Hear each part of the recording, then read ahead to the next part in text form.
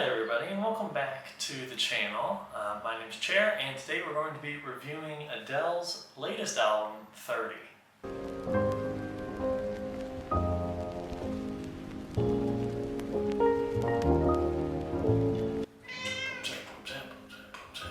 Now as always we rank the albums on 3 categories: the context of the album, the songs on the album itself, and then finally the album cover art. So we'll get right into it. Starting off with the context, this album is full of it. Now, this album really wasn't even supposed to be made. After 25, which was Adele's 3rd album, came out, she kind of was ready to step away from the spotlight and not make any more music. She got married and she had a kid, so she kind of wanted to focus on, her simple life. And then all things turned around when a year later she ended up getting divorced.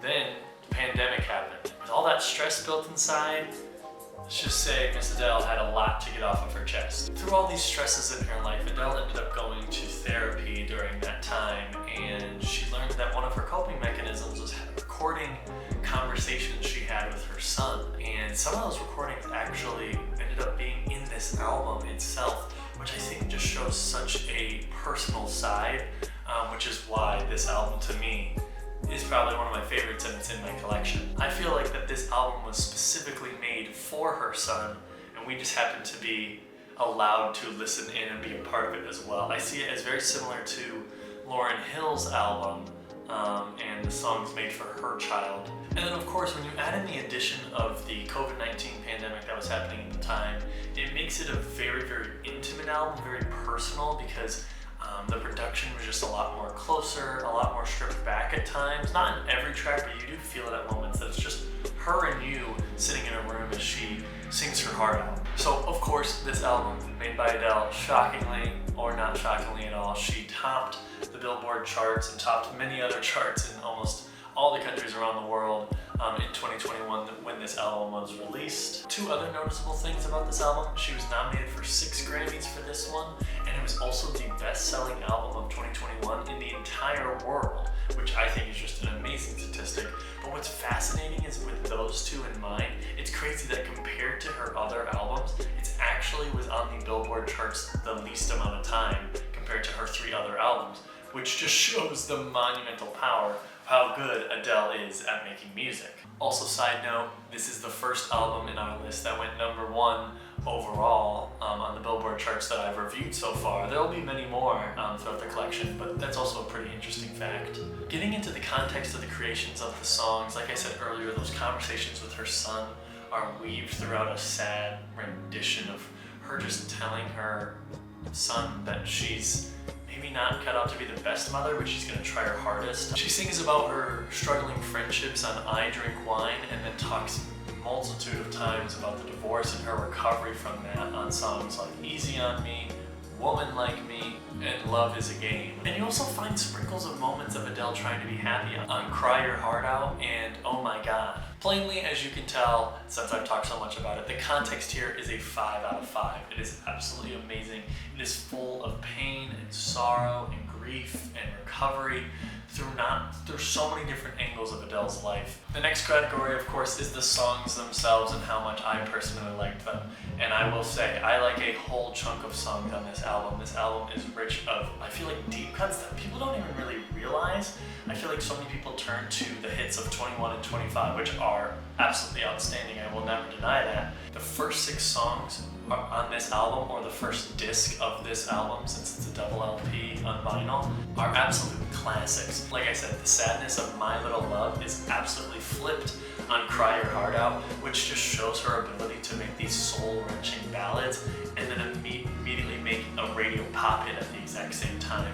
The second side is not perfect to me, but it does have a few notable tracks that I really, really like. I Drink Wine is... Welcome to the first ever episode of the segment, Why Elton John is So Cool, where I will notice a very niche, specific reference in an artist's creative ability and how it relates to the Sir Elton John.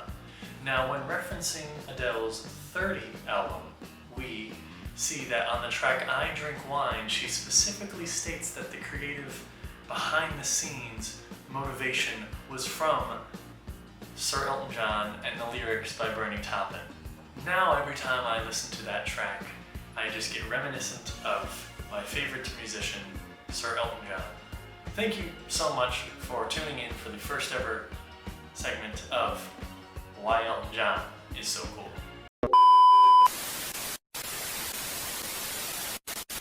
Women Like Me, like I said, is really good. And of course, my favorite Adele track that I haven't brought up yet, it is my favorite of all time Adele track, is To Be Loved. It's an absolutely amazing track. It makes me cry every time. It is just so powerful, and you can really see that when listening to it. But overall, I liked 9 out of the 12 tracks, which, I mean, is an amazing statistic compared to some of the other albums we've listened to, which brings the total score on this category of 3.75 out of 5. Very, very good score there. Now finally, the last category is of course the cover art of this album. I will say personally, Adele does have a specific niche for the album cover she likes to make, which is just her face. I would say I feel like you could do so much more, and I know that she has a specific avenue she likes to do for her cover art, but I feel like change is possible, especially for something that came so unpredicted. I feel like this just seems run-of-the-mill and maybe, in some cases, lackluster. I think it's not bad. It's nothing out of the ordinary. I'm going to give this a category score of 3 out of 5, which means when you add up all the scores, the total final score is 11.75 out of 15, which is by far the best scoring album so far in the record review. It is the first album to reach even over 10 points compared to some of the first 3 albums we've looked at. So a great, great score by this album. I absolutely love it. It's one of my favorites in my collection. If you haven't listened to the whole thing, definitely should. It's worth a listen. But on the next episode, we will be looking at Ambrosia's album, a very, very unknown band, an unknown album, Life Beyond LA. It's a very, very good album. But tune into that next episode. Of course, like, comment, subscribe as you always do. Follow all the other creators and what they do on this channel. It's always fun to see what they have going up to. And yeah, I'll see you around.